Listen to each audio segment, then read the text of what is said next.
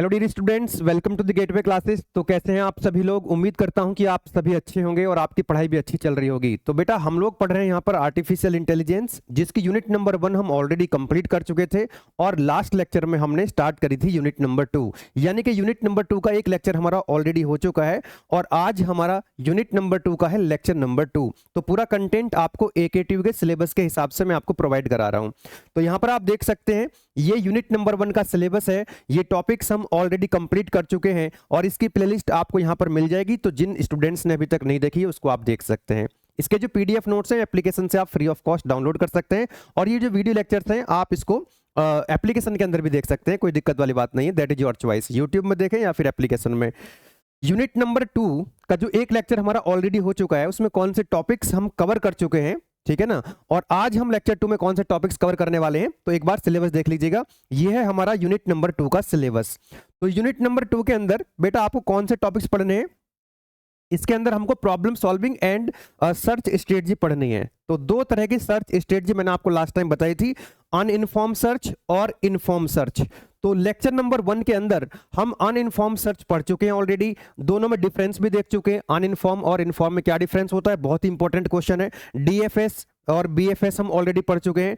तो जो previous lecture था एग्जाम के point of view say that was very very important.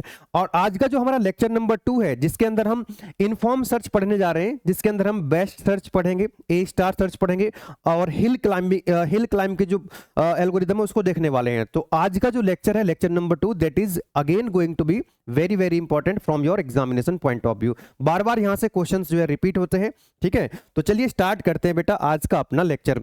आपको इसके वन शॉट चाहिए, बेहतरीन वन शॉट अगर आपको चाहिए तो आप लोग कमेंट बॉक्स में लिख करके बताइएगा। यूनिट वाइज आपको वन शॉट भी प्रोवाइड कराए जाएंगे। याद रखिएगा कि AKTU के सारे PYQs यहां पर कवर करवा दिए जाएंगे, आपके लेक्चर्स में भी और वन शॉट में भी, ठीक है ना। तो बहुत अच्छा रेस्पॉन्स, बहुत अच्छा फीडबैक आप लोगों का मिल रहा है। लगातार अपना फीडबैक जो है कमेंट बॉक्स में भी आप लोग देते रहिएगा। तो बेटा आज का जो लेक्चर नंबर 2 है हमारा, जो टॉपिक्स हम पढ़ने वाले हैं तो यहां पर आप देख सकते हैं ये क्वेश्चंस आपके कवर होने वाले हैं, ठीक है ना। आज हम पढ़ेंगे जैसे ह्यूरिस्टिक फंक्शन क्या होता है, ह्यूरिस्टिक क्या होता है, इसको हम जो इन्फॉर्म सर्च के अंदर यूज हो रहा होता है, ठीक है ना। इन्फॉर्म सर्च के बारे में हम लोग पढ़ रहे होंगे। देन बेस्ट सर्च क्या होता है इसको हम पूरा डिटेल में समझेंगे। A स्टार की बात करेंगे, हिल क्लाइंबिंग प्रॉब्लम की बात करेंगे और लोकल सर्च और ग्लोबल सर्च में क्या डिफरेंस होता है। तो ये जो क्वेश्चंस हैं ये रिपीट होते हैं AKTU एग्जाम में। ये सारे क्वेश्चंस आज के इस लेक्चर में हमारे कवर होने वाले हैं। तो लेट्स स्टार्ट करते हैं फिर आज का अपना लेक्चर। तो बेटा जैसा कि मैंने आपको बताया अभी कि दो तरह की सर्च स्ट्रेटजी टेक्निक्स होती हैं अपने पास। एक होता है अनइन्फॉर्म सर्च टेक्निक्स जिसको हम ब्लाइंड सर्च भी कहते हैं, दूसरा होता है इन्फॉर्म सर्च टेक्निक्स जिसको हम ह्यूरिस्टिक सर्च कहते हैं। तो ये तो हम लेक्चर नंबर 1 में पढ़ चुके हैं और आज हम लेक्चर नंबर 2 में पढ़ने वाले हैं। तो एक बार जरा गौर कीजिएगा, जो लास्ट लेक्चर अगर आपने देख लिया है तो उसमें हमने क्या समझाया आपको कि in artificial intelligence searching is an important techniques used to find a solution in a large problem space. कि भाई जो सर्च टेक्निक्स हैं वो इंपॉर्टेंट होती है हमारी सॉल्यूशंस को फाइंड आउट करने में।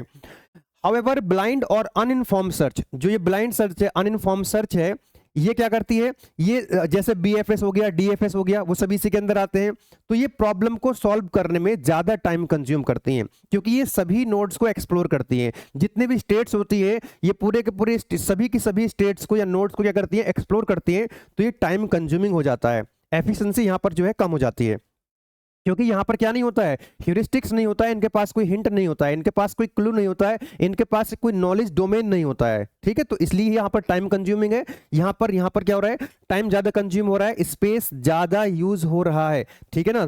टू ओवरकम दिस लिमिटेशन, इस प्रॉब्लम को ओवरकम करने के लिए AI यूज ह्यूरिस्टिक्स। तो यहां पर जो AI है वे ह्यूरिस्टिक्स का यूज करते हैं, यहां पर हम लोग, है ना, ह्यूरिस्टिक्स का यूज करते हैं which make the search process faster and efficient. तो बेटा यहां पर हम ह्यूरिस्टिक्स का यूज करने वाले हैं। यहां पर हम क्या यूज करने वाले हैं, ह्यूरिस्टिक्स का यूज करने वाले हैं, जिसके कारण जो प्रोसेस है वो फास्ट हो जाएगा, है ना। प्रॉब्लम सॉल्यूशन को फाइंड करने का जो प्रोसेस है वो फास्ट हो जाएगा, वो एफिशिएंट हो जाएगा, ठीक है।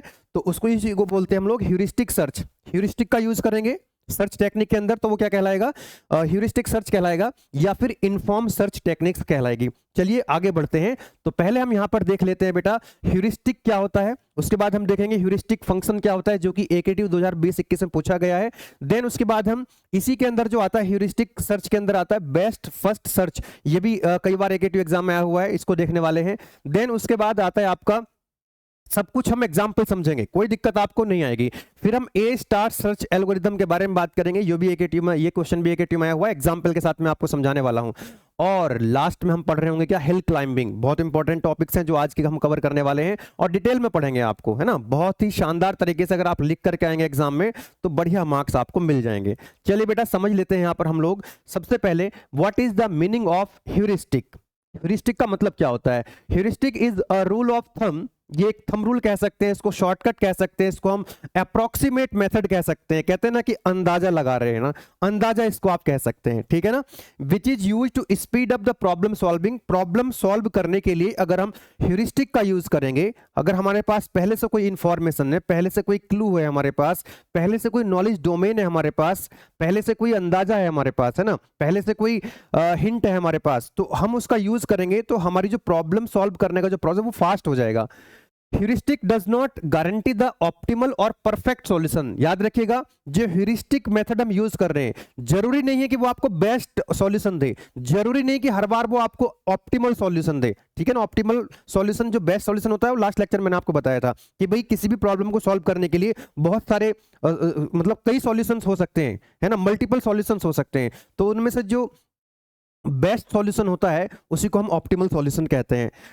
तो याद रखना कि जो ह्यूरिस्टिक है ये गारंटी नहीं देता इस बात की कि जो सॉल्यूशन होगा वो परफेक्ट होगा, कि परफेक्ट यानी कि ऑप्टिमल होगा, but it help reach a good solution quickly. लेकिन ये बात श्योर है कि ह्यूरिस्टिक का हम यूज करेंगे, भले ही हमको ऑप्टिमल या बेस्ट सॉल्यूशन नहीं मिल रहा है, लेकिन हमको सॉल्यूशन क्विकली मिलेगा, हमको फास्ट सॉल्यूशन मिलने वाला है, ठीक है ना।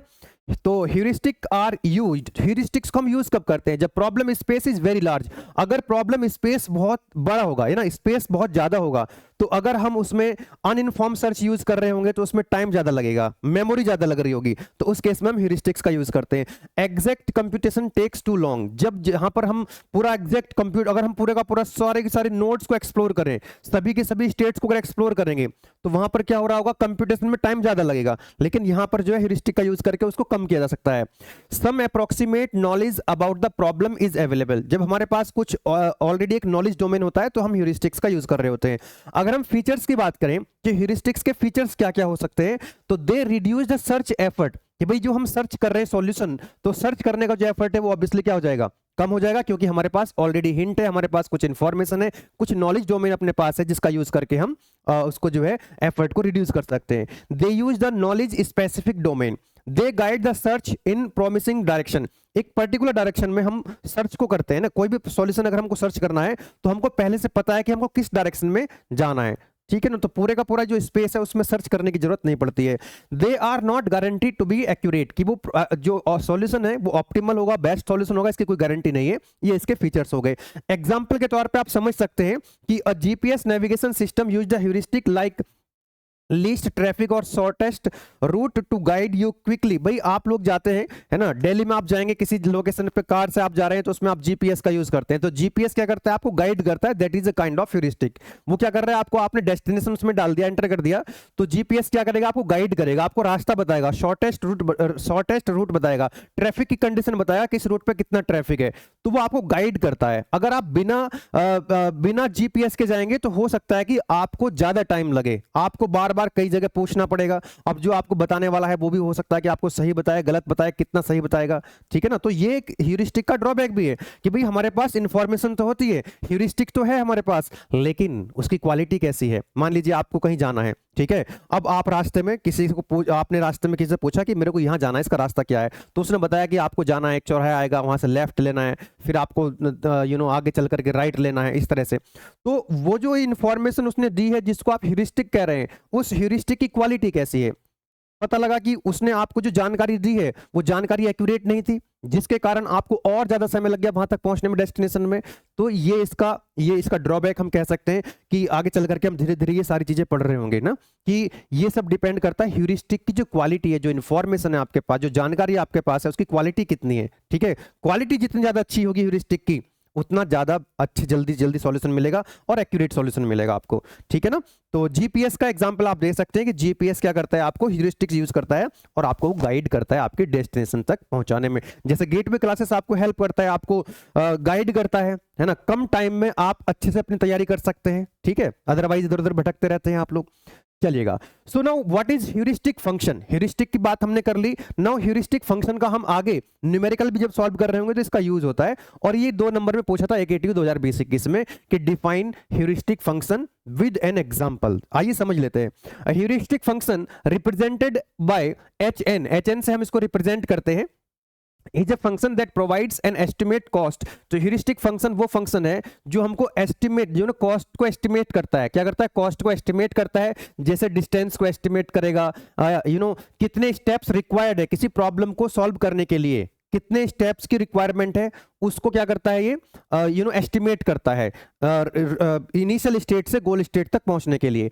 It mainly used in inform search, जैसे ये A* सर्च होता है उसमें यूज होता है, ग्रीडी बेस्ट फर्स्ट सर्च में यूज होता है, हिल क्लाइंबिंग में भी ह्यूरिस्टिक फंक्शन, ह्यूरिस्टिक का यूज किया जाता है। A heuristic function helps in selecting the most promising path by giving an idea how close the current state is to the goal state। Actually ये बताता क्या है ह्यूरिस्टिक फंक्शन? ह्यूरिस्टिक फंक्शन ये बताता है कि जो करंट स्टेट है वो कितना गोल स्टेट के पास है। जैसे फॉर एग्जांपल, आपको यहां से ये चीजें समझ में आएंगी, है ना, एग्जांपल से अगर चीजों को समझेंगे तो आसान रहेगा। जैसे फॉर एग्जांपल ये है करंट, ये जो है आपका स्टार्ट स्टेट है ना, करंट स्टेट है, इनिशियल स्टेट है, और यहां पर आपकी क्या है, गोल स्टेट है। तो आपको यहां से यहां तक जाना है, तो आप समझिएगा ध्यान से, इंपॉर्टेंट है, अभी हम आगे इसका यूज करने वाले हैं।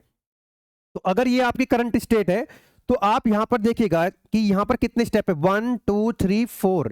तो यहां पर 4 step away from the goal state. Goal state से कितने स्टेप पहले? 4 स्टेट। तो इसकी ह्यूरिस्टिक वैल्यू ज्यादा होगी। अगर ये जो यहां पर अगर ये करंट स्टेट अगर मान लीजिए ये वाली हो जाए, है ना, ये वाली इस सेल से अगर हम काउंट करें तो 1 2 3, तो यहां से गोल स्टेट कितनी दूर है? ये डिस्टेंस क्या हो गई है? कम हो गई है। इसका मतलब अगर हम इस वाली सेल से देखें तो गोल स्टेट जो है नजदीक आ चुका है। दैट मीन्स यहां पर जो ह्यूरिस्टिक वैल्यू है, यहां पर जो ह्यूरिस्टिक फंक्शन की वैल्यू है वो क्या हो गई है? कम हो गई है। h की वैल्यू कम हो गई है। अगर हम यहां से देखें इस वाली सेल से तो ह्यूरिस्टिक वैल्यू, ह्यूरिस्टिक फंक्शन की जो वैल्यू और कम हो गई है, h की वैल्यू और भी कम हो गई है। अगर हम यहां से देखेंगे तो ये और भी कम हो गई है डिस्टेंस, तो और भी वैल्यू जो है h की कम हो गई है।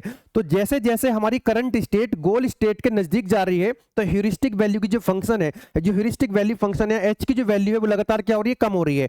और जैसे ही यहां पर हम आ जाएंगे गोल स्टेट पे, तो गोल स्टेट पे h की वैल्यू कितनी हो जाएगी? 0। इंपॉर्टेंट है, याद रखेंगे इस बात को, याद रखेंगे बेटा कि गोल स्टेट की अगर हम बात करें, गोल स्टेट पे जो h की वैल्यू होती है वो कितनी हो जाएगी? 0 हो जाएगी।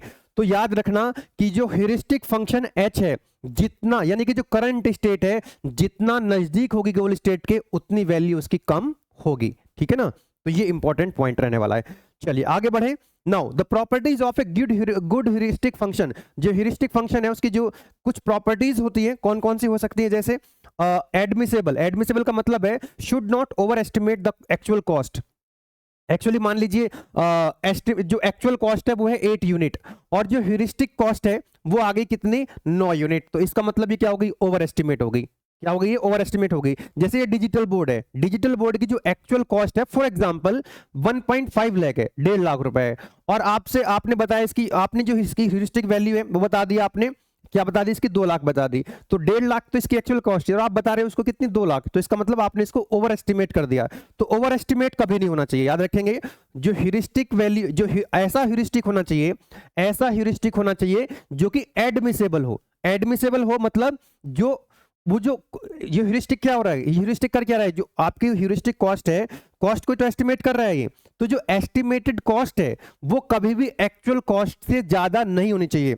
Should not over estimate the actual cost. Actual cost से क्या होनी चाहिए? बराबर या उसके कम होनी चाहिए। दूसरा, कंसिस्टेंट। कंसिस्टेंट का मतलब है the estimated cost should be follow the triangle inequality. ऐसा समझ लीजिएगा कि मान लीजिए कि ट्रायंगल है, है ना, एक टर्म यूज हुई है यहाँ पे।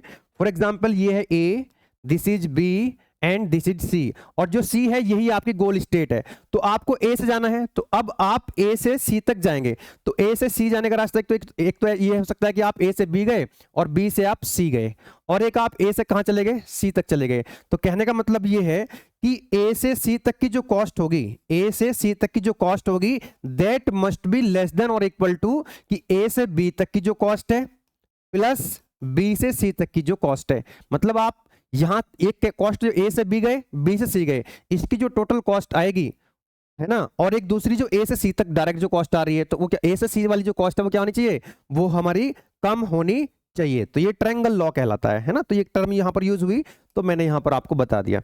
ओके, चलिएगा, बहुत बढ़िया। नेक्स्ट आता है आपका फास्ट टू कंप्यूट ना, शुड बी सिंपल इनफ, मतलब ह्यूरिस्टिक ऐसा होना चाहिए कि वो सिंपल हो और क्विकली कैलकुलेट करे, क्विकली फास्ट कैलकुलेट करे, कंप्यूट करे फास्ट उसको। तो ये बेटा बात होगी क्या, ह्यूरिस्टिक फंक्शन की एक एग्जांपल देकर के आप समझा सकते हैं, और ह्यूरिस्टिक फंक्शन जो है उसके आप कुछ प्रॉपर्टीज भी यहां पर लिख सकते हैं। आगे बढ़ते हैं। तो ह्यूरिस्टिक के अंदर आता है, सबसे पहला आता है आपका best first search, that is important. Example के साथ इसको समझ रहे होंगे। तो हर एक चीज मैंने यहां पर लिख दी, इसका मतलब क्या होता है, इसके एल्गोरिथम के स्टेप्स भी लिख दिए हैं। फिर उसके बाद यहां पर उसके हम एग्जांपल देकर के समझा देंगे। 2 एग्जांपल यहां पर लिए, फिर एडवांटेज, डिसएडवांटेज और एप्लीकेशन, क्योंकि लॉन्ग क्वेश्चन आपका बनता है एग्जाम में।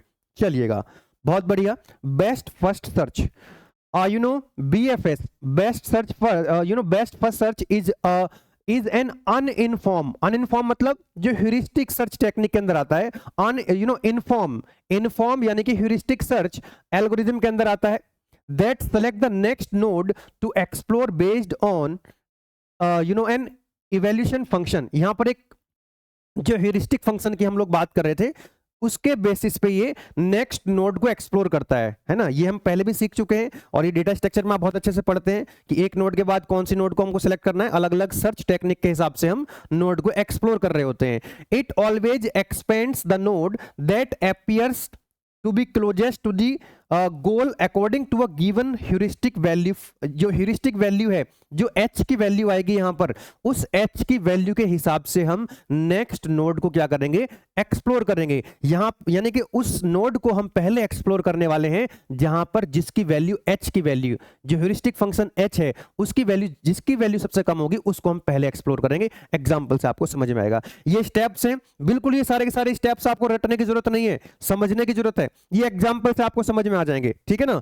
चलिएगा, तो बेटा यहां पर जो इवैल्यूएशन फंक्शन की बात हो रही है, इवैल्यूएशन फंक्शन क्या है, यहां पर आप देख सकते हैं इवैल्यूएशन फंक्शन को हम लिखा fn से। fn is what, evaluation function, और ये किसके बराबर है, ये है hn के बराबर, ह्यूरिस्टिक फंक्शन के बराबर। यहां पर ह्यूरिस्टिक फंक्शन है, नेक्स्ट वाला जो हम पढ़ेंगे a स्टार, वहां पर एक टर्म ऐड हो जाएगी इसके अंदर, g ऑफ n, यानी कि ये ऐड हो जाएगा, ठीक है। तो वहां पर जो फंक्शन होगा इन दोनों का सम होगा, ठीक है ना। तो फिलहाल आपको याद रखना है कि यहां पर जो इवैल्यूएशन फंक्शन है, यहां पर जो इवैल्यूएशन फंक्शन है वो ह्यूरिस्टिक फंक्शन के बराबर होगा। इसका मतलब ये जो बेस्ट सर्च टेक्निक है आपकी, इसमें हम जो ह्यूरिस्टिक वैल्यू है उसके हिसाब से हम आगे चल रहे होंगे, ठीक है। लिख दिया यहां पर वेयर hn जो है ये estimated cost from node n to the goal, यानी किसी नोड n से गोल नोड तक पहुंचने के लिए जो एस्टिमेटेड कॉस्ट है वो है hn, वो क्या है, hn है, ठीक है ना। चलिएगा आगे बढ़ते हैं और इसको हम एक एग्जाम्पल से समझते हैं। जैसे एग्जाम्पल नंबर 1, बहुत सिंपल सा एग्जाम्पल लिया है, इसके बाद एक और एग्जाम्पल लेंगे, इससे बेहतर एग्जाम देखिएगा। यहां पर आप देख सकते हैं ये एक सिंपल सा ट्री बना हुआ है, ये a है ना, नोड a है, जहां पर h यानी कि जो ह्यूरिस्टिक वैल्यू है वो 6 है। फिर यहां पर आप देख सकते हैं, इसको हम स्टेप बाय स्टेप समझें तो हम a से स्टार्ट करेंगे, तो स्टार्ट एट ए, जहां पर h की जो वैल्यू है वो कितनी होगी बेटा, ह्यूरिस्टिक वैल्यू कितनी होगी, 6। उसके बाद a से b जा रहे हैं और a से हम c जा रहे हैं, ठीक है। तो चेक b और c, हम b और c को चेक करेंगे। तो b की जो ह्यूरिस्टिक वैल्यू है 4 है और c की जो ह्यूरिस्टिक वैल्यू है वो 2 है। तो मैंने आपको बताया कि जहां जिसकी 2 नोड है ना, ये जितने भी नोड हैं, जिस नोड पर ह्यूरिस्टिक फंक्शन की वैल्यू h की वैल्यू जिसकी कम होगी उसको हम चूज करेंगे, उसको हम एक्सप्लोर करेंगे, उसको हम प्रायोरिटी देंगे। तो यहां पर आपने देखा a से जब b गए और हम c गए तो h की वैल्यू यहां 4 है, h की वैल्यू यहां 2 है, यानी कि c की वैल्यू सी के अंदर जो एच की वैल्यू है वो कम है, तो हम सी को एक्सप्लोर करेंगे, है ना। तो हमने चेक किया बी और सी को, हमने बी और सी को चेक किया, तो यहां पर एच की वैल्यू सी के अंदर कम है, तो हमने चूज किया किसको, हमने किसको सेलेक्ट किया, सी को। हम सी को एक्सपेंड करेंगे, किसको एक्सप्लोर करेंगे, हम सी को एक्सप्लोर करेंगे क्योंकि ये स्मॉलेस्ट है। ओके अगर यहां पर 3-4 और होते तो हम क्या करते, चारों पांचों को जितने भी होते कंपेयर करते, जहां पर एच की वैल्यू कम होती उसको हम एक्सप्लोर करते। ओके तो हमने सी को यहां पर चूज किया। अब सी के बाद यहां पर क्या आ रहा है बेटा, सी के बाद तो एक ही रास्ता मिल रहा है आपको, जी यहां पर। और याद रखना देखो जी पर जो ह्यूरिस्टिक की वैल्यू होती है 0 होती है, तो हम क्या करने वाले हैं, हमने सी को चूज किया, तो फ्रॉम सी चूज ए जी, हमने सी से हम जी को डायरेक्ट हम चले गए, तो हमको गोल मिल चुका है ना, गोल स्टेट तक हम आ चुके हैं। तो best first search choose the nodes in this order A C और जी। इसका सॉल्यूशन क्या होगा अल्टीमेटली, ए से सी गए हम और सी से जी गए, that is the optimum path इस एग्जांपल के हिसाब से। एक और थोड़ा सा बड़ा सा एग्जांपल ले लेते हैं और थोड़ा सा पिक्चर आपको क्लियर हो जाएगी। यहां पर आप देख सकते हैं ये एक आपको ट्री दे रखा है, ये है स्टार्ट नोड ए, और ये जो जे है ये गोल नोड है, ये क्या है, गोल नोड है। तो स्टार्ट नोड से हमको गोल नोड तक पहुंचना है, और यहां पर हम बात कर रहे हैं किसकी, best search, best first search की बात कर रहे हैं, ठीक है ना। तो यहां पर हम ह्यूरिस्टिक फंक्शन की बात करेंगे, ह्यूरिस्टिक वैल्यू की बात करेंगे। तो ह्यूरिस्टिक वैल्यू आपको यहां पर दे रखी है ना। यहां पर बी की जो है ह्यूरिस्टिक वैल्यू 5 है, इसी तरह सी पर 6 है, डी पर 1 है, जी पर 6 है, एच पर कितनी है, 5 है, आपको दिया हुआ है यहाँ पर, ई की, एफ की, यहाँ पर सबकी ह्यूरिस्टिक वैल्यू। और देखो जी जे जो है वो गोल नोड है, और गोल नोड पे हमेशा जो है एच की वैल्यू कितनी होगी बेटा, 0 होगी। आइए देख लेते हैं। तो स्टार्ट एट ए, जो स्टार्ट नोड है वहीं से हमको स्टार्ट करना है, this is the start node A. तो ये टेबल के माध्यम से आप समझ लीजिएगा, expands node in order of increasing H until goal J. तो यहां से हम स्टार्ट नोड से स्टार्ट करेंगे, ए से स्टार्ट करेंगे, और जे तक यानी गोल नोड तक पहुंचने के लिए हमको लिस्ट वाली जो एच की लिस्ट वैल्यू होगी उसको एक्सप्लोर करना है। आइए देखते हैं पहले। तो यहां पर आप टेबल के माध्यम से देखना है ना। तो स्टार्ट करा हमने कहां से, open list after expansion order by H. तो यहां पर हमने ए से स्टार्ट करना है, तो यहां पर हमने ये कर दिया ए, ठीक है ना। नाउ वेरी गुड, अब ए से आप बी जा सकते हैं, सी जा सकते हैं और डी जा सकते हैं, यानी कि ए के यहां पर 3 चिल्ड्रंस हैं, बी सी और डी। तो हमने क्या करा, ए को एक्सपेंड किया, ध्यान दीजिएगा, हमने ए को क्या कर दिया बेटा, एक्सप्लोर कर दिया, ए को हमने एक्सपेंड कर दिया। और जब आप ए को एक्सपेंड करोगे तो यहां पर ए के जितने भी चिल्ड्रन हैं, बी सी और डी, यहां पर तीनों चिल्ड्रन आ जाएंगे, ए के, बी और सी और डी। तो देखो बी की जो एच की वैल्यू 5 है, और सी की जो है 6 है, और डी की कितनी है, 1 है। लेकिन अब आपको क्या करना है बेटा, यहां पर आपको करना क्या है, यहां पर इसमें ये देखना है कि इसमें जो सी की वैल्यू, एच की वैल्यू सबसे कम किसकी है, उसको प्रायोरिटी देनी है, उसको प्रायोरिटी देनी है, ठीक है ना। तो बेटा देखो यहां पर ये जो डी की वैल्यू 1 है और बी की वैल्यू 5 है, सी की वैल्यू 6 है, तो पहले क्या आएगा, जिसकी वैल्यू कम है, यहां पर 1 है, फिर उसके बाद 5, उसके बाद 6। तो सबसे पहले किसको प्रायोरिटी दोगे बेटा, सबसे पहले क्यू के अंदर किसको एंटर करोगे, जिसकी एच की वैल्यू कम होगी। तो यहां पर 3 नोड है आपके पास, है 3 चिल्ड्रन है ए के, बी सी और डी। तो यहां पर सबसे कम किसकी है, डी की। तो पहले डी आएगा, उसके बाद बी आएगा, उसके बाद सी आएगा। अरे यस और no, very good very good, okay बहुत बढ़िया, बहुत ही शानदार। अब यहां पर आप किसको एक्सप्लोर करोगे बेटा, अब यहां पर इन तीनों में डी, बी और सी, किसको एक्सप्लोर करोगे, डी को एक्सप्लोर करोगे, क्योंकि डी की जो है एच की वैल्यू डी में सबसे कम है। अरे यस और नो, भाई यहां से किसको डी क्यू करोगे, फ्रंट वाले को तो डी क्यू करते हो, और फ्रंट में किसको रखा है हमने, अरे यार जो क्यू डेटा स्ट्रक्चर है उसमें आप फ्रंट वाले से क्या करते हो, डी क्यू करते हो, और लास्ट की तरफ क्या करते हो, एन क्यू करते हो। भाई जो क्यू होती है फ्रंट से आप डी क्यू करते हो, और एंड में आप क्या करते हो, एन क्यू करते हो एलिमेंट को, यही तो होता है। तो हम इसको ऑर्डर क्या दे रहे हैं भाई, यहां पर स्टार्टिंग में फ्रंट में क्या रखा हमने, जिसकी एच की वैल्यू कम थी। अब इसको यहां पर क्या करने वाले हो, अब डी को एक्सप्लोर करोगे। अब देखो ये रहा डी, अब ये रहा डी, ओके। अब डी को एक्सप्लोर करोगे, अब डी से जहां पर ई तक जा, अब डी से आप ई जा सकते हैं और डी से आप एफ जा सकते हैं, यानी कि डी के ई और एफ 2 चिल्ड्रन है। ई की एच की वैल्यू 4 है और एफ के लिए एच की वैल्यू 6 है। तो यहां पर आप देख सकते हैं, यहां पर हमने डी को एक्सप्लोर किया, तो डी को जब एक्सप्लोर करोगे तो क्या आ जाएगा, यहां पर ई और एफ आ जाएगा। तो ये रहा ई और ये रहा एफ, यहां पर क्या कर दिया हमने, इनको एनक्यू कर दिया, इनके चिल्ड्रन को। बोलो यस और नो। हमने डी को क्या कर दिया बेटा, ए के बाद किसको एक्सप्लोर कर रहे हैं हम, डी को। अरे ए के बाद हम डी को एक्सप्लोर कर रहे हैं क्योंकि इन तीनों में डी में एच की वैल्यू कम थी। जब डी को एक्सप्लोर करेंगे तो इसके दोनों चिल्ड्रन ई और एफ यहां पर आ जाएंगे। बोलो यस और नो, यहां पर आ गए। नाउ अब देखो जरा यहाँ पे आपने इसको तो DQ कर दिया, तो यहाँ पर क्या बच रहा है, एक तो ये B है, एक C है, और यहाँ पर E है और F है। तो इन चारों को, इन B C E F में ये देखना है कि H की वैल्यू सबसे कम किसकी है। तो ये 5 है, ये 6 है, ये 4 है और ये 6 है। तो बेटा ये सबसे पहले, सबसे कम वैल्यू H की जो है 4 है, वो E में है, तो E पहले आएगा, E पहले आएगा, उसके बाद 5 यानी कि B आएगा, उसके बाद C आएगा, और उसके बाद ये जो F है यहां पर आ जाएगा। तो ये बन गया आपका फाइनल। बोलो कोई दिक्कत वाली बात नहीं है, बोलो यस और नो। अब यहां पर आप किसको एक्सप्लोर करने वाले हैं, अब आप ई को एक्सप्लोर करेंगे, ई को एक्सपेंड करेंगे। अब देखो यहां पर आप कहां तक आ चुके हैं, अरे यार, अरे यार, आप ए से यहां पे आए, अब यहां से आप डी से दो रास्ते मिले आपको, या तो एक ई मिला और दूसरा एफ। तो आपने देखा ई पहले आ रहा है, तो हमको यहां से यहां आना है और फिर यहां से हमको ई तक जाना है। बोलो यस और नो। अब हम क्या करने वाले हैं, ई को एक्सप्लोर करने वाले हैं। ई में एच की वैल्यू क्योंकि कम है, ह्यूरिस्टिक वैल्यू कम है, तो हम ई को एक्सप्लोर करेंगे। और जब ई को एक्सप्लोर करोगे तो ई के दो चिल्ड्रन है यहाँ पे, आई और जे। तो यहां पर आई आ जाएगा और जे आ जाएगा। ओके, अब यहां पर देखो क्या बच गया था, यहाँ इसको तो आपने एक्सपेंड कर दिया भाई, जिसको एक्सपेंड कर दिया, जिसको एक्सप्लोर कर दिया, उसके अलावा जो बच गए उसको तो आगे ले जाओगे ना। तो ये है आपके पास बी सी एफ, और क्या है यहाँ पर आई है और जे है। तो इन सबको कंपेयर करो, एच की वैल्यू सबसे कम किस में, 0 है, जे में, तो सबसे पहले आ जाएगा यहाँ पर जे 0, उसके बाद आ जाएगा बी, उसके बाद आ जाएगा सी, उसके बाद एफ आ जाएगा, और उसके बाद आई में क्योंकि 10 एच की वैल्यू सबसे लास्ट में आएगा। बोलो यस और नो। अब यहां पर किस, देखो अब किसको एक्सप्लोर करोगे आप, सबसे कम किसकी वैल्यू है, फ्रंट पे कौन है, जे, जिसकी वैल्यू 0 है। तो आपने क्या कर दिया, जे को एक्सप्लोर कर दिया। तो यहां पर आप आगे, यानी कि ये रास्ता आपको मिल गया बेटा। तो यहां पर हम गोल नोड तक पहुंच गए। तो सर्च स्टॉप हो जाएगा क्योंकि हम गोल नोड तक पहुंच चुके हैं, हमको सॉल्यूशन मिल चुका है। क्या सॉल्यूशन मिला आपको बेटा, क्या सॉल्यूशन मिला आपको, आपको सॉल्यूशन ये मिला, आपको सॉल्यूशन ये मिला बेटा, यहां पर एच की जो वैल्यू थी, यानी कि आपने पहले किसको एक्सप्लोर किया, ओहो, चलो देखते हैं फाइनल सॉल्यूशन क्या मिला, और कंपेयर भी कर लेंगे इसको अभी।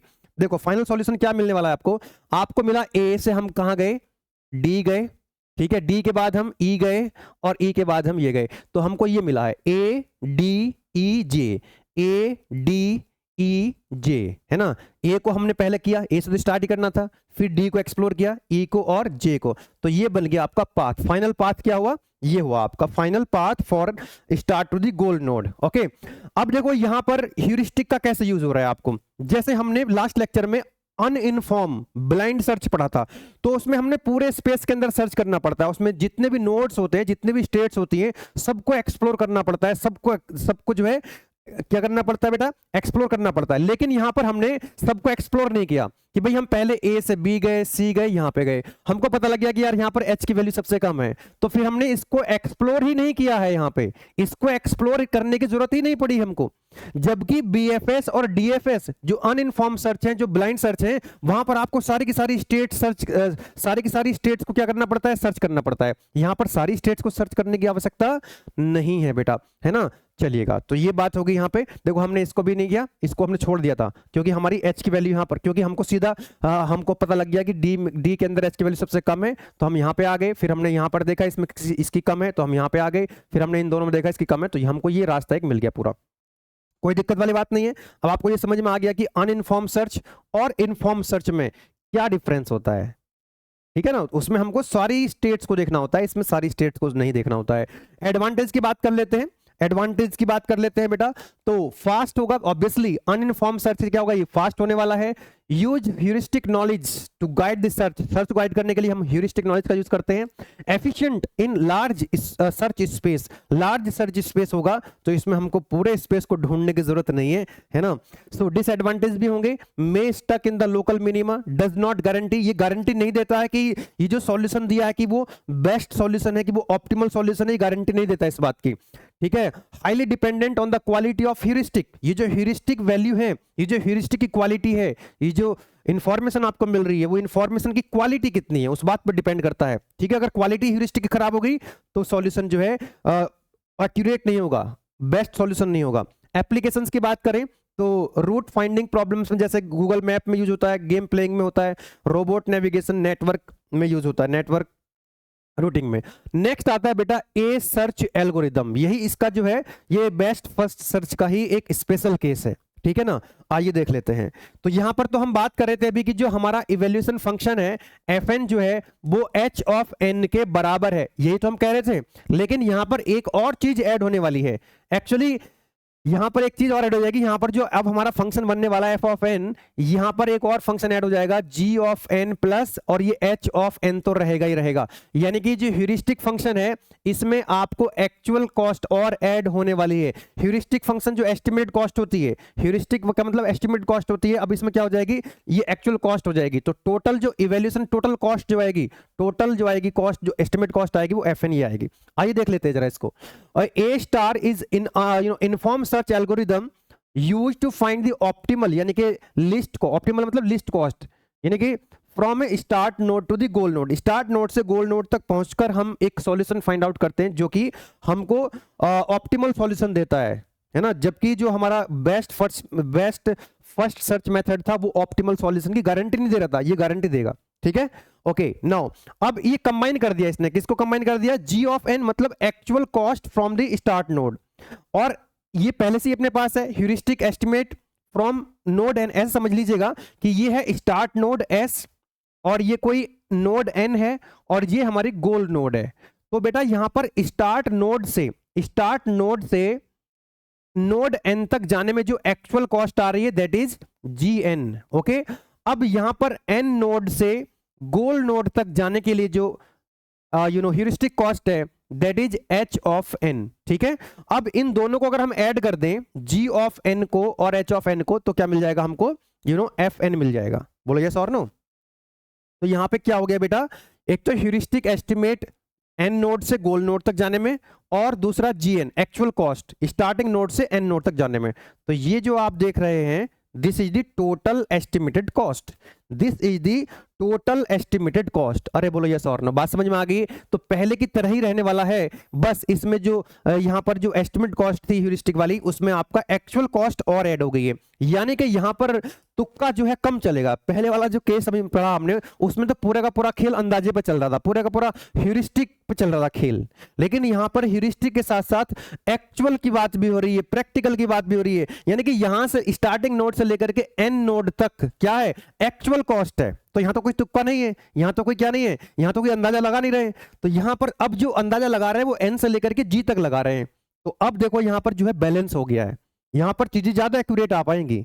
अब पूरा का पूरा तुक्का नहीं चल रहा है, यहां पर यहाँ प्रैक्टिकल बातें भी हो रही हैं, दोनों को बैलेंस कर दिया है। So A star always expands the node with the smallest fn। तो यहाँ पहले भी क्या था, fn जहां पर स्मॉल था उसी को हम एक्सपेंड कर रहे थे, यानी कि लेकिन पहले fn जो है वो h ऑफ n के बराबर था, लेकिन यहां पर अब जो fn होगा उसमें क्या जुड़ गया है बेटा, h ऑफ n और जुड़ चुका है। तो जो fn की वैल्यू कम होगी वो उसको हम पहले एक्सप्लोर करेंगे, ठीक है ना। जिसके कारण जो जिसके कारण क्या होने वाला है, एफिशिएंट हो जाएगा हमारा जो सॉल्यूशन आएगा, वो और भी ज्यादा ऑप्टिमल आएगा, और भी ज्यादा एडमिसेबल आएगा। चलिए आगे बढ़ते हैं, ये एल्गोरिथम स्टेप्स हैं, ये सब आपको समझ में आ जाएंगे। पहले आप एग्जाम्पल से इसको समझ लीजिए, ठीक है ना, इनको रटने की जरूरत नहीं है। आइए समझ लेते हैं।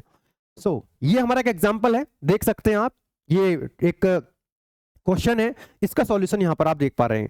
यस तो ये रहा आपका A B C D E F और जी, ये स्टार्ट नोड है और ये गोल नोड है जी। तो ए से हमको जी तक जाना है और यहां पर हमको ए स्टार्ट सर्च टेक्निक्स यूज करते हुए, ठीक है। आइए यस बेटा यहां पर एफ एन क्या होगा, G of N plus H of N, ठीक है। तो यहां पर g ऑफ n की वैल्यू दे रखी है आपको, fn की वैल्यू आपको g ऑफ n और h ऑफ n आपको दे रखी है। देखो यहां पर जो a है इसकी ह्यूरिस्टिक वैल्यू 5 है, b की जो ह्यूरिस्टिक h की वैल्यू है वो कितनी है, h की वैल्यू कितनी है बेटा, यहां पर 6 है, यहां पर 3 है, e के लिए 1 है और g के लिए तो 0 रहती है ह्यूरिस्टिक की वैल्यू, पता ही आपको।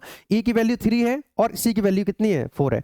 दूसरा a से b तक जो एक्चुअल कॉस्ट है वो 1 दे रखी है, ए से बी तक की जो g ऑफ n की वैल्यू है, ये एक्चुअली ये जो लिखा हुआ है ये g ऑफ n की वैल्यू है, और इस कलर से जो लिखी हुई है आपकी ये h ऑफ n की वैल्यू है, कोई दिक्कत वाली बात नहीं है। तो a से b तक की जो एक्चुअल कॉस्ट है 1 है, ठीक है। मैं यहां पर भी लिख देता हूं, है ना, यहां पर आपको मैं इसको मैं एक्सपेंड करके दिखाऊंगा आपको किस तरह से बना, डोंट वरी। पहले यहां पर आप देख लीजिएगा, प्रॉब्लम को और थोड़ा सिंप्लीफाई कर लेते हैं।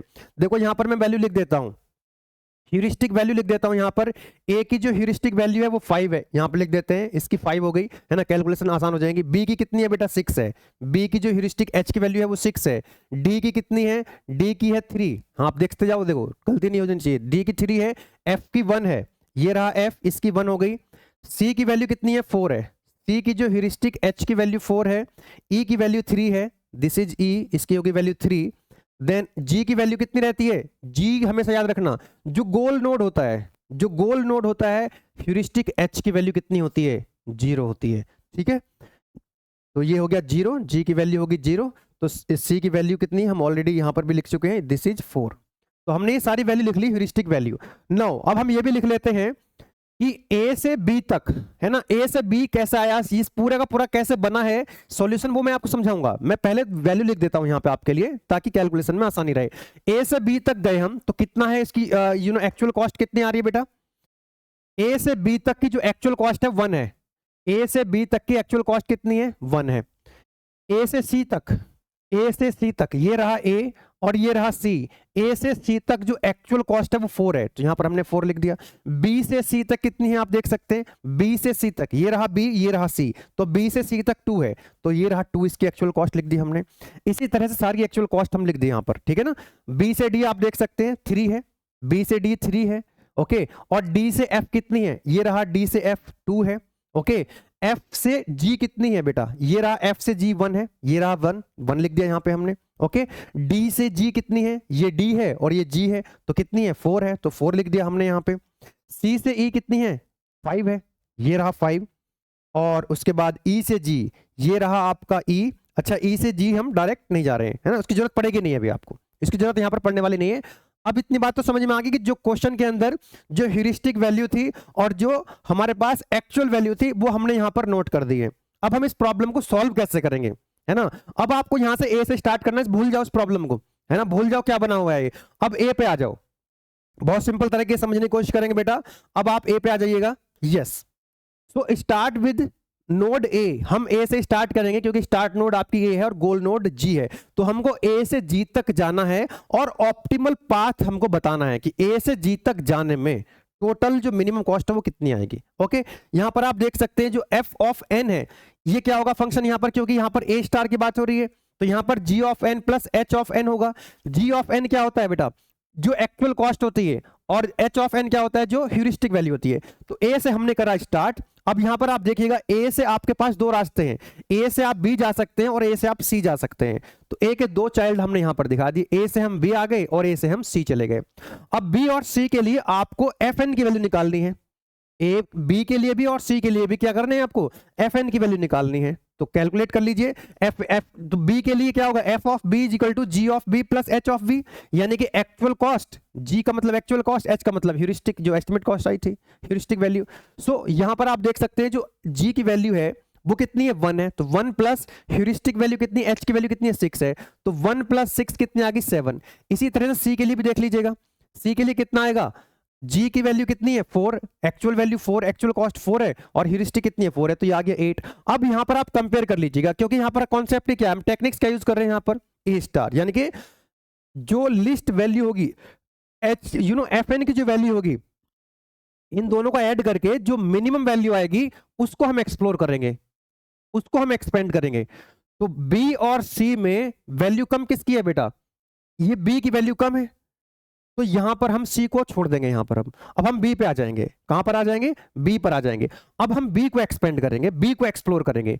तो बी, ये रहा आपका बी, यस। अब हम बी पे आ चुके हैं, देखो ए से बी गए और ए से हम सी गए, हमने वहां देखा कि यार बी पर जो है टोटल वैल्यू कम आ रही है, तो हमने बी को एक्सपेंड करना है, बी को एक्सप्लोर करना है। अब बी से डी जा सकते हैं और बी से आप सी जा सकते हैं, देखो, तो बी से हम सी चले गए और बी से हम डी चले गए। देखो बी से 2 रास्ते मिल रहे हैं ना आपको, बी से सी भी जा सकते हैं और बी से डी भी जा सकते हैं, तो हम बी से सी आ गए और बी से हम डी चले गए। तो सी पर वैल्यू कैलकुलेट करेंगे और डी पर वैल्यू कैलकुलेट करेंगे। तो देखो जरा ध्यान से, सी पर आप यहां पर ए से बी गए और बी से कहां गए, सी गए, तो यहां से लेकर के यहां तक जो टोटल वैल्यू हुई जी की, टोटल कॉस्ट कितनी 1 + 2 यानी कि 3, 1 ए से बी तक आने में और फिर बी से आप सी जा रहे हो ना, तो एक्चुअल कॉस्ट कितनी 1 + 2 यानी कि 3, और इसकी एच की वैल्यू कितनी है 4, तो 3 + 4 कितना हो गया 7। डी पर आ जाइएगा, डी पर जी की जो वैल्यू है 1 + 3 है ना, ए से बी और बी से डी, तो कितने हो गए 1 + 3 यानी कि 4, 4 + 3, एच की वैल्यू कितनी है 3 है, तो कितना आ गया 7। अब यहां पर देखो जो सी की जो टोटल एफ एन की वैल्यू है वो 7 है, और डी पर भी कितनी वैल्यू है 7 है, इसका मतलब यहां पर एच की वैल्यू क्या है सेम है, तो दोनों को एक्सप्लोर करना पड़ेगा, दोनों को एक्सप्लोर करना पड़ेगा। तो आ जाइए पहले सी को एक्सप्लोर कर लेते हैं, ये रहा आपका सी, और सी से आप देख रहे हैं, सी से हम, हमारे पास केवल एक ही रास्ता है, सी से हम ई जा सकते हैं, तो सी से हम कहां चले गए ई पे चले गए, सी से कहां चले गए ई पे चले गए। अब ई पे आप देखेंगे यहां पर टोटल एफ एन की वैल्यू कितनी आ रही है, तो यहां पर आप देखिएगा 1 + 2 + 5 कितना हो गया 8 हो गया ना, 1 और 2 3 और 5 8, तो 8 तो जो कि जी की वैल्यू एक्चुअल कॉस्ट, और यहां पर ह्यूरिस्टिक की वैल्यू एच की वैल्यू कितनी है 3, तो 8 + 3 कितना हो गया 11। ओके, तो अब यहां पर हम इसी से, क्योंकि एक ही रास्ता था अपने पास, यहां पर खत्म हो गया। अब हमको किसको एक्सप्लोर करना है, डी को एक्सप्लोर करना है। डी को एक्सप्लोर करने के आपके पास दो रास्ते हैं, तो डी से आप जो है जी पे आ सकते हैं और डी से आप एफ पे आ सकते हैं। आप देख सकते हैं डी से एफ, सॉरी डी से जी आप जा रहे हैं और डी से एफ आ रहे हैं, तो देखो डी से हम एफ भी चले गए, डी से एफ चले गए और डी से हम जी चले गए। अब हमको एफ और जी पर एफ एन की वैल्यू कैलकुलेट करनी है, चलिए कैलकुलेट कर लेते हैं। एफ पे कितनी वैल्यू आएगी, ये है आपका एफ, तो देखो जरा कितनी आ रही है, यहां पर टोटल वैल्यू इसकी जो एक्चुअल कॉस्ट कितनी आ रही है ए बी डी एफ, तो 1 और 3 4 और 2 6, तो हमने लिखा यहां पर 6 है ना, 6 प्लस इसकी जो एच की वैल्यू है कितनी है 1, तो 6 + 1 that is equal to 7। Okay, now अब जी पर कैलकुलेट कर लेते हैं, तो जी पर कितनी आएगी यहां पर एक्चुअल वैल्यू, देखो यहां पे आओ 1 और 3 4 और 4 8, तो 8 आ गई, और जी पर एच की वैल्यू कितनी होती है 0, गोल नोट पर एच की वैल्यू हमेशा 0 होती है, तो एच की वैल्यू कितनी होगी 0, तो ये कितना आ गया 8।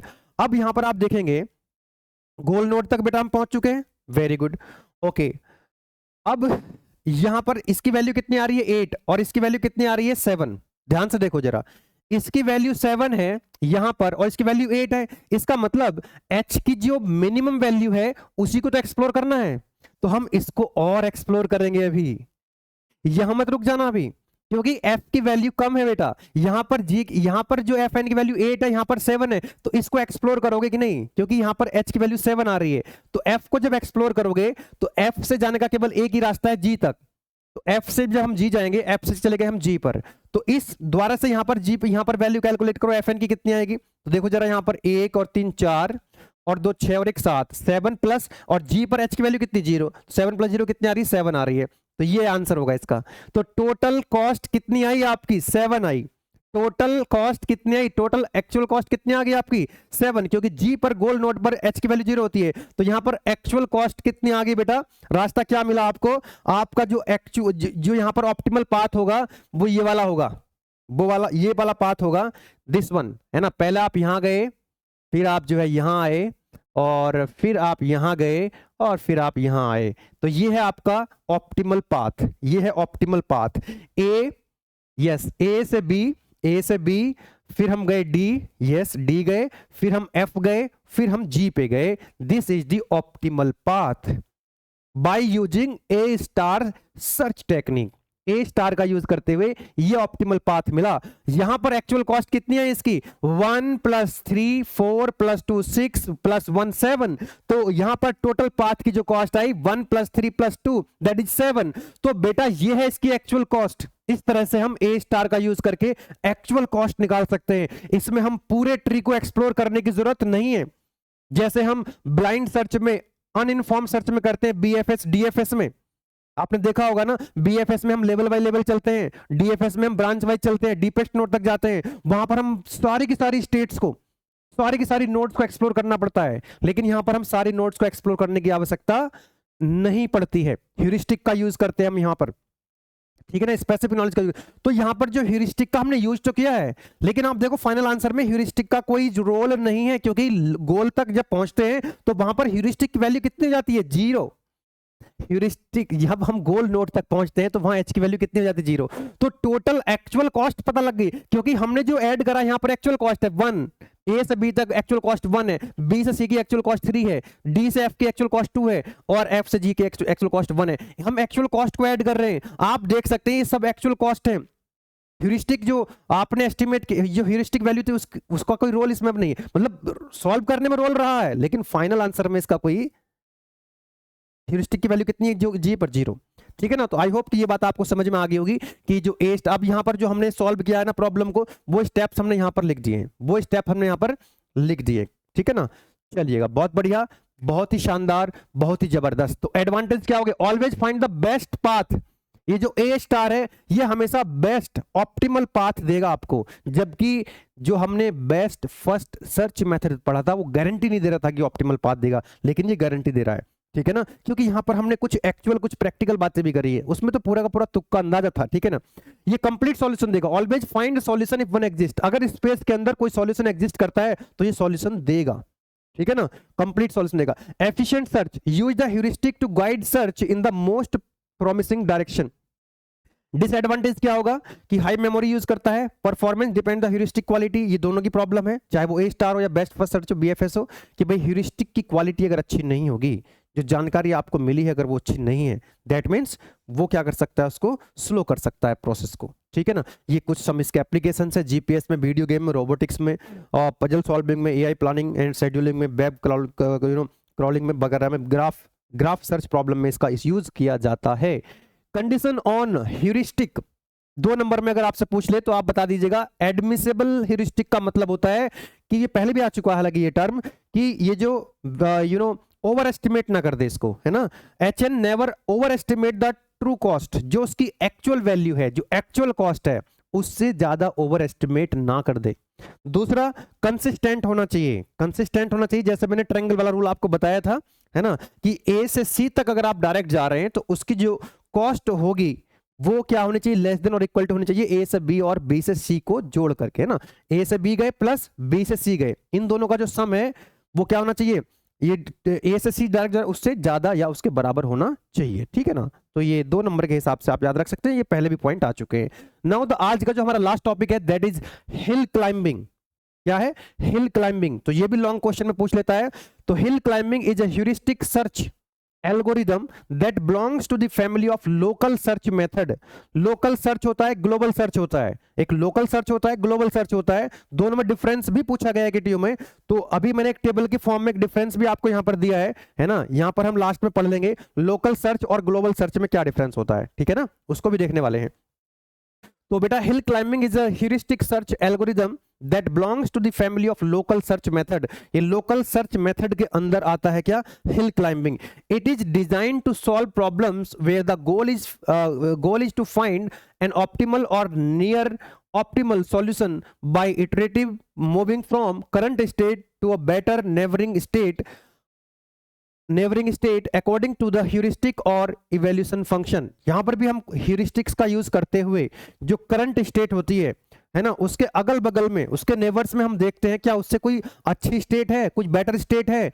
तो उस तरह से हम यहाँ पर इसको इससे देखिएगा आप लोग, है ना, इस डायग्राम से आप समझिएगा। इस तरह का डायग्राम अगर बनाएंगे तो आपको मार्क्स मिलेंगे, है ना। अदरवाइज मार्क्स जो है एक वाला डायग्राम पे नंबर देता है, देख के नंबर देता है एक्चुअली। जो लिखते हैं उसको पढ़ना पड़ता है और जो बनाते हैं उसको देख के काम चल जाता है। तो ये हो गया आपका ऑब्जेक्टिव फंक्शन और यहाँ पर होगी स्टेट्स, है ना। तो ये स्टेट ऐसा हो सकती है, बहुत सारी स्टेट्स हो सकती है लाइक दिस, इस तरह से। ये हो गया आपका ऊपर ऑब्जेक्टिव फंक्शन। क्या हो गया, ऑब्जेक्टिव फंक्शन। ये मैं ऑलरेडी आपको बताया था लेक्चर नंबर 1 में कि जो हमारे प्रॉब्लम्स होती है, मैक्सिमाइज वाली प्रॉब्लम भी होती है, मिनिमाइज वाली भी। यानी कि जो हमारा ऑब्जेक्टिव फंक्शन होता है, ऑब्जेक्टिव फंक्शन को हम कई बार मैक्सिमाइज करते हैं तो कई बार उसको मिनिमाइज भी करते हैं, डिपेंडिंग ऑन द प्रॉब्लम। जैसे फॉर एग्जांपल प्रॉफिट की बात कर रहे हैं तो प्रॉफिट क्या होना चाहिए, मैक्सिमाइज होना चाहिए। लॉस की बात करें तो लॉस क्या होना चाहिए, मिनिमम होना चाहिए। आप एक सिटी से दूसरी सिटी में जा रहे हैं तो डिस्टेंस क्या होनी चाहिए, मिनिमम होनी चाहिए, शॉर्टेस्ट पाथ होना चाहिए, है ना। कि भाई खर्चा कितना, कॉस्ट क्या नहीं चाहिए, कम होनी चाहिए, तो मिनिमाइज होनी चाहिए। माइलेज कितना होना चाहिए कार का, माइलेज मैक्सिमाइज होना चाहिए। तो प्रॉब्लम्स जो होती है रियल वर्ल्ड में या तो मैक्सिमाइज करते हैं हम उनको ऑब्जेक्टिव फंक्शन को, या मिनिमाइज करते हैं। ठीक है ना। तो फॉर एग्जांपल जो हिल क्लाइंबिंग है, जो हिल क्लाइंबिंग वाला कॉन्सेप्ट है, आपने देखा जैसे पहाड़ी पे हम चलते चले जाते हैं ना, पहाड़ी पे इस तरह से, ये लाइक दिस है ना। तो ऐसा तो है नहीं कि इसका ये पीक है और इसका ये पीक है, तो आप या तो ऐसे ही तो जाओगे, आप ऐसे तो जाओगे, यस और नो, ऐसे जाओगे, या तो ऊपर की तरफ जाओगे ऐसे, या उतरना होगा तो नीचे की तरफ आओगे आप, फिर आपको यहाँ पे जाना होगा तो फिर आप ऐसे जाना पड़ेगा आपको। वैसा तो नहीं डायरेक्ट यहाँ चले जाओगे एक चोटी से, है ना। जो पहाड़ी होती है, एक पहाड़ी की चोटी से दूसरे पहाड़ की चोटी पे तो जा नहीं सकते आप लोग, तो ऐसे ही जा सकते हैं इसमें, या तो ऐसे चलोगे या फिर ऐसे चलोगे, डायरेक्ट ऐसे नहीं जाओगे, ठीक है ना। तो हिल क्लाइंबिंग ये वहीं से कॉन्सेप्ट इस तरह का लिया गया है। अब आप समझिएगा, यहाँ पे मान लीजिए करंट स्टेट यहाँ पर है ना, ये करंट स्टेट है। अब इसमें हम क्या करते हैं, रैंडमली या तो हम इधर की तरफ चलेंगे या फिर हम इधर की तरफ चलेंगे। अब हमारी प्रॉब्लम क्या है, उसको मिनिमाइज करना है कि मैक्सिमाइज करना है, हमारा ऑब्जेक्टिव फंक्शन क्या है। तो हम करते क्या है हिल क्लाइंबिंग में, अपनी जो बगल वाली स्टेट होती है, ये तो होगी करंट स्टेट, तो अपनी जो नेबरिंग वाली स्टेट होती है, इधर वाली या फिर इधर वाली, हम ये देखते हैं कि जो नेबरिंग स्टेट है, हम राइट चलेंगे या लेफ्ट चलेंगे, और हम ये देखेंगे क्या हमारी जो बगल वाली स्टेट है, मान लो हम राइट चले तो राइट में हमने देखा करंट वाली स्टेट के बगल वाली जो स्टेट है, क्या वो करंट स्टेट से अच्छी स्टेट है, बेटर स्टेट है।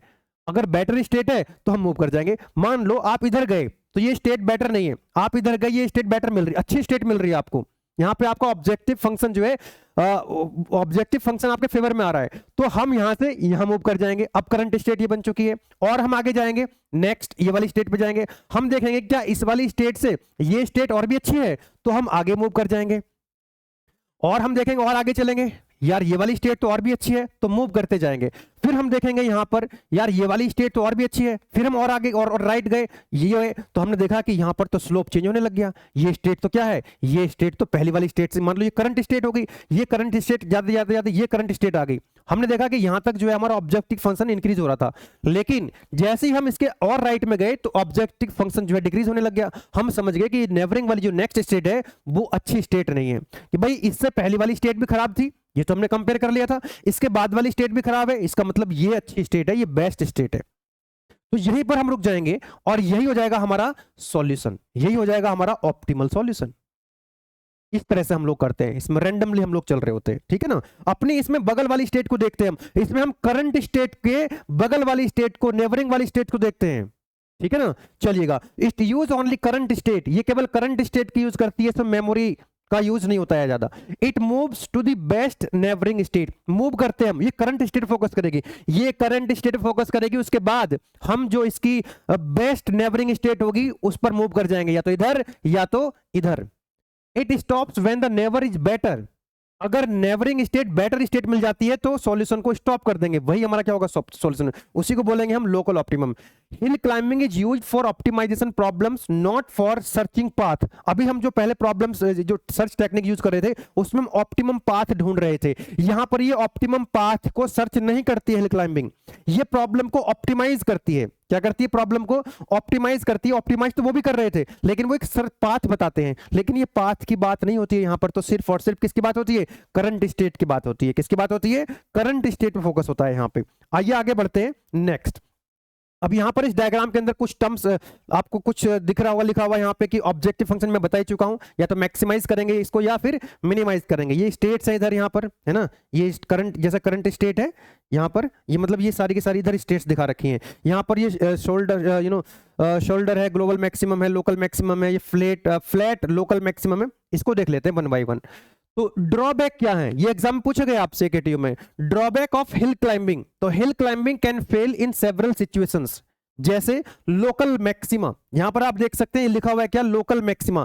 अब इस पूरे स्पेस के अंदर जितनी भी ये बहुत सारी स्टेट्स हैं, ये बहुत सारी स्टेट्स हैं, अब कौन सी, देखो इस ओवरऑल में यहां पर आपको मिल रहा है क्या, ग्लोबल मैक्सिमम। ये पूरे स्पेस के अंदर यहां पर आपको बेस्ट सॉल्यूशन मिला, क्या मिला आपको यहां पर, बेस्ट सॉल्यूशन मिला। अब मान लीजिए आपने यहां से चलना स्टार्ट करा, ये आपकी करंट स्टेट है, आप चलते गए इधर आपने देखा अच्छा यहां पर स्लोप बढ़ रहा है, यहां पर बढ़ रहा है, यहां पर हमारा ऑब्जेक्टिव फंक्शन मैक्सिमाइज हो रहा है, यहां पर आप आ गए मैक्सिमाइज हो रहा है, फिर नेक्स्ट स्टेट पे आप गए तो कम होने लग गया। आपको ये समझ में आ गया कि यार इस वाली स्टेट से पहले भी अच्छी स्टेट नहीं थी, इसके बाद भी अच्छी स्टेट नहीं है, इसका मतलब यही है आपकी बेटर स्टेट, और यहीं पर आप रुक गए, यहीं पर आप रुक गए। लेकिन आप देख सकते हैं यहां पर आकर के जो ओवरऑल स्पेस के अंदर बेस्ट जो ग्लोबल मैक्सिमम है वो तो यहां पर है, लेकिन आप तो यहीं पर रुक गए, आप तो यहीं पर रुक गए। लोकल मैक्सिमम आ गया, यहां पर मैक्सिमम तो आ गया लेकिन लोकल मैक्सिमम आ गया। पूरे स्पेस के अंदर ओवरऑल तो बेस्ट सॉल्यूशन यहां पर था, लेकिन आप तो यहीं पर रुक गए, ये इसकी प्रॉब्लम है। अब आपको कैसे समझ में आएगा? भाई आप चलते जा रहे, आपने देखा यहाँ भी खराब स्टेट, यहाँ भी खराब, आपको लगा कि यार यही बेस्ट स्टेट है, यही बेस्ट स्टेट है, लेकिन ओवरऑल तो बेस्ट स्टेट तो यहाँ पर थी। तो ये इसकी प्रॉब्लम है, लोकल मैक्सिमम एक प्रॉब्लम है, ठीक है ना। तो ये लिखा हुआ है यहाँ पे, a local maximum is a state better than neighbouring state, अगल बगल की, यानी कि ये भी नेबरिंग स्टेट है और ये भी नेबरिंग स्टेट है, इससे तो क्या होगी, बेटर स्टेट होगी। Local maximum state is better than नेवर्स but not the best overall. अपनी जो नेवर्स स्टेट है, अपनी जो नेवर स्टेट्स हैं उनसे तो बेटर है, लेकिन ओवरऑल बेस्ट नहीं है। While its objective function value is higher than nearly states, a global maximum may still exist. भाई global maximum यहाँ पर exist कर रहा था, लेकिन हम वहां तक पहुंच ही नहीं पाए। That is the drawback of hill climbing problem, hill climbing techniques. दूसरा प्रॉब्लम क्या है इसमें, फ्लैट रीजन आ जाता है, प्लेटू। A plateau is a flat region where neighboring state have the same objective function value, making it difficult for the algorithm to decide on the best decision move. यहां पर आप देख सकते हैं ये जो यहां पर क्या होता है, फ्लैट रीजन आ जाता है यहां पे। अब आप एक बात बताएं, यहां पर तो हमको समझ, ये करंट स्टेट है, हमको समझ में आ रहा है, इधर की तरफ हम चल रहे हैं तो ये इंक्रीज हो रहा है, इधर की तरफ डिक्रीज हो रहा है। अब यहां पर ये फ्लैट रीजन आ गया यहां पे, अब यहां पर ये करंट स्टेट है, राइट जा रहा है तब भी वही वैल्यू मिल रही है, लेफ्ट में कंफ्यूज हो गया यार, राइट जा रहे हैं तब भी सेम वैल्यू है, लेफ्ट जा रहे हैं तब भी सेम वैल्यू है, तो किधर की तरफ चले। तो यहां पर क्या होता है, एल्गोरिदम कंफ्यूज हो जाता है, ये डिसाइड नहीं कर पाता है कि मेरे को किधर की तरफ मूव करना है, ठीक है। तो ये इसका एक ड्रॉबैक है। नेक्स्ट आता है आपका रिज प्रॉब्लम। रिज प्रॉब्लम में क्या होता है, कुछ इस तरह का आता है, लाइक दिस, है ना, ये इस तरह की प्रॉब्लम। तो यहां पर हम फंस जाते हैं, इस तरह से यहां से निकलना बड़ा मुश्किल हो जाता है। और ridge is a higher region with a slope which can look like a peak, है ना, इस तरह के पीक यहां पर दिखते हैं। And this may cause the algorithm to stop prematurely. तो इस तरह का रीजन अगर कहीं आता है तो जो एल्गोरिदम है वो पहले ही रुक जाता है, इन बिटवीन कहीं ना कहीं स्टक हो जाता है, फंस जाता है, ठीक है, सॉल्यूशन तक, बेस्ट जो बेटर सॉल्यूशन है वहां तक नहीं पहुंच पाता है। एक होता है आपका शोल्डर, जो फ्लैट रीजन है यहां पे, दिस वन, तो ये उस रीजन को बोलते हैं कि यहां पर अगर आप हैं, इसके बाद अगर इधर की तरफ जाते हैं तो स्लोप क्या होता है, इंक्रीज होना स्टार्ट हो जाता है। तो ये कुछ ड्रॉबैक्स है बेटा, आपको ये याद रखना है, और ये एक एटीएम में पूछा गया क्वेश्चन है। दूसरा, हिल क्लाइंबिंग के जो ये स्टेप्स हैं जो आप याद रख सकते हैं हिल क्लाइंबिंग में। पहला, initial state, start with N arbitrary और रैंडम सॉल्यूशन। इनिशियल स्टेट से हम इसको स्टार्ट करेंगे, ठीक है ना, रैंडमली स्टार्ट करते हैं, कहीं से भी आप स्टार्ट करेंगे, कहीं पर भी आप स्टेट बनाएंगे, उसके फिर लेफ्ट राइट यानी कि उसके नेबर्स में आप चलते जाएंगे, है ना। Neighbouring states, identify the neighbouring state of the current solution by making small adjustment, है ना। जैसे कि मान लीजिए आपने ये कहा कि भाई ये इस तरह से है, लाइक दिस, तो मान लो ये करंट स्टेट है, तो इसको आप या तो इधर चलेंगे या तो आप इधर चलेंगे, ठीक है ना, अपने नेबर्स में स्टेट ढूंढेंगे। Move to the neighbour, if one of the neighbouring state offer a better solution, मान लीजिए ये थी करंट स्टेट, आप इधर गए, या तो इधर बेटर सॉल्यूशन मिलेगा या आपको या इधर मिलेगा, तो जिधर आपको बेटर सॉल्यूशन मिल जाएगा उधर की तरफ मूव कर जाएंगे। नीचे यहां पर मिल रहा है बेटर सॉल्यूशन तो नीचे आ जाएंगे आप, ऊपर मिल रहा है तो ऊपर चले जाएंगे, ठीक है। टर्मिनेशन, रिपीट, अब इसी को क्या करना है आपको, ऐसी इस तरह चल रही है, यहां पर करंट स्टेट हो गई और आगे गए आप, यहां पर बेटर स्टेट और चले गए, तो यहां पर आप जैसे पहुंच गए यहां पर, है ना, तो यहां पर क्या मिल जाएगा आपको, बेटर सॉल्यूशन मिल जाएगा, बेस्ट सॉल्यूशन मिल जाएगा, तो वहीं आप उसको क्या कर देंगे, एल्गोरिथम को टर्मिनेट कर देंगे, तो बेस्ट सॉल्यूशन आपको मिल जाएगा। या तो लोकल मिनिमम मिलेगा आपको या लोकल मैक्सिमम मिलेगा। अगर ऑब्जेक्टिव फंक्शन को मिनिमाइज करना है तो लोकल मिनिमम या ग्लोबल मिनिमम, या फिर अगर मैक्सिमाइज, अगर ऑब्जेक्टिव फंक्शन को मैक्सिमाइज करना है तो ग्लोबल मैक्सिमम या लोकल मैक्सिमम आपको मिल जाएगा। Very good. Advantage of hill climbing, simple and easy to implement, इसको इंप्लीमेंट करना आसान है, ठीक है, इसको समझना समझाना आसान है। Requires very little memory, memory का इसमें यूज ज्यादा होता ही नहीं, करंट स्टेट की बात हो रही होती है। Fast and efficient in large space, इसमें तुक्के वाली बात है कि रैंडमली आपको सर्च करना होता है, आपको रैंडमली सर्च करना होता है, तो कई बार सॉल्यूशन आपको जल्दी मिल जाता है, लेकिन दिक्कत वही है कि आपको लोकल मैक्सिमम मिल जाएगा, पता लगा जो बेस्ट पॉसिबल सॉल्यूशन था वो मिला ही नहीं आपको। ड्रॉबैक की बात कर रहे हैं तो can stuck in the local maximum, जैसे कि लोकल मैक्सिमम फंस जाता है, ये बेस्ट सॉल्यूशन मिल ही नहीं पाता हमको कई बार। Get stuck in the plateau, plateau में फंस जाएगा algorithm. Can not escape from the ridge, जो मैंने बताया था इस तरह से, ये यहां पर ये रिज में फंस जाता है। स्टॉप्स टू अर्ली, शोल्डर वाली प्रॉब्लम थी प्री मैच्योर, ऑप्टिमल सॉल्यूशन पहले से क्या हो गया, वो टर्मिनेट हो गया। Not suitable for problems with many local optima, जहां पर बहुत सारे लोकल ऑप्टिमा आ रहे होंगे वहां पर ये सुटेबल नहीं होता है, क्योंकि ये पहले वाले ऑप्टिमा पर ही क्या होगा, रुक जाएगा। बाकी को देख ही नहीं पाएगा। नो बैक ट्रैकिंग नहीं होती है इसमें। No guarantee of finding the optimal solution, इस बात की गारंटी नहीं देता कि जो सॉल्यूशन दिया है वो ऑप्टिमल सॉल्यूशन है, ठीक है। नाउ अब ये जो प्रॉब्लम्स इसके अंदर आ रही हैं, ये इतनी सारी प्रॉब्लम्स इसके अंदर आ रही हैं, इसको ओवरकम कैसे करना है, तो इसका जो जो सबसे अच्छा मेथड है रैंडम रीस्टार्ट हिल क्लाइंबिंग। कि भाई आपने एक जगह से स्टार्ट करा है ना, आप उसको रीस्टार्ट कर दें, है ना। अगर आपको सॉल्यूशन नहीं मिल पा रहा है आप छोड़ दीजिए वहां से। जैसा आप भी कई बार पढ़ते पढ़ते परेशान हो जाते हैं, कुछ काम कर रहे हैं, कुछ एक्टिविटी कर रहे हैं, कुछ बिजनेस कर रहे हैं, आप नहीं मिल पा रहा है आपको जो चाह रहे हैं, आप परेशान हो गए हैं, एक बार रुको फिर से रीस्टार्ट करो, है ना। तो वही कहानी कुछ कुछ इसमें भी है, क्योंकि ये तो रैंडम वाली बात हो रही है ना यहाँ पे। तो रैंडम रीस्टार्ट करें इसको, रैंडम रीस्टार्ट, ठीक है ना। जैसे फॉर एग्जांपल यहां से आप समझिएगा इस डायग्राम से ही, जैसे आपने अभी इस प्रॉब्लम को आपने यहां से स्टार्ट किया, फॉर एग्जांपल आपने यहां से स्टार्ट किया, है ना। आप गलती से यहां पे आ गए, यहां पे हैं आप, यहां पे, तो आप तो गलत जगह हैं अभी। आप यहां जाएंगे, इधर जाएंगे, कंफ्यूज हो रहे हैं, या फ्लैट है, यहां पर जा रहे हैं, तो यहां पर आप देख सकते हैं ये आपको लोकल मैक्सिमम आ गया। तो अगर मान लीजिए आप यहां से आप छोड़ दें उसको वहां पर और आप यहां से स्टार्ट कर दें रैंडम, तो यहां से जब स्टार्ट करेंगे और इधर की तरफ चलेंगे तो आपको दिखाई देगा स्लोप इंक्रीज या डिक्रीज होता हुआ नजर आएगा। तो ये सबसे अच्छा तरीका है इसमें, कि करना तो हमको रैंडमली है, अगर हम कहीं दिक्कत में फंसे हुए हैं तो उसको हम रीस्टार्ट कर दें, क्या कर दें, उसको रीस्टार्ट कर दें, ठीक है ना। Random restart hill climbing, start hill climbing multiple times, बार बार उसको रीस्टार्ट करें, है ना।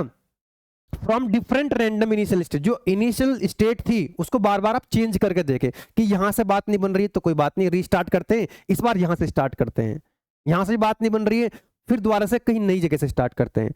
Each restart give a new chance to reach the global maximum, हर बार जब आप नई स्टार्ट करेंगे तो हर बार आपको चांस मिलेगा ग्लोबल मैक्सिमम तक पहुंचने के लिए, ठीक है ना। दूसरा तरीका यह भी है कि जब रैंडमनेस जो है आपको एस्केप करती है लोकल, कई बार जब आप फंसे होते हैं तो ना आप रैंडमली फिर दोबारा से स्टार्ट करते हैं तो वो आपको लोकल मैक्सिमम से निकाल देती है। ये जितनी प्रॉब्लम थी प्लेटो की, शोल्डर्स की, यहां से आपको निकालना है, काम करती है। लास्ट टॉपिक है हमारा आज का, that is local search and global search में क्या डिफरेंस होता है। एकेटीयू 2021-22 में क्वेश्चन पूछा गया, तो स्टेप बाय स्टेप देख लेते हैं। जब भी कोई डिफरेंस आए तो आप टेबल की फॉर्म में लिखते हैं, आप सभी जानते हैं, ठीक है। वैसे भी एकेटीयू से नंबर निकालने पड़ते हैं, खींचने पड़ते हैं, छीनने पड़ते हैं, है ना।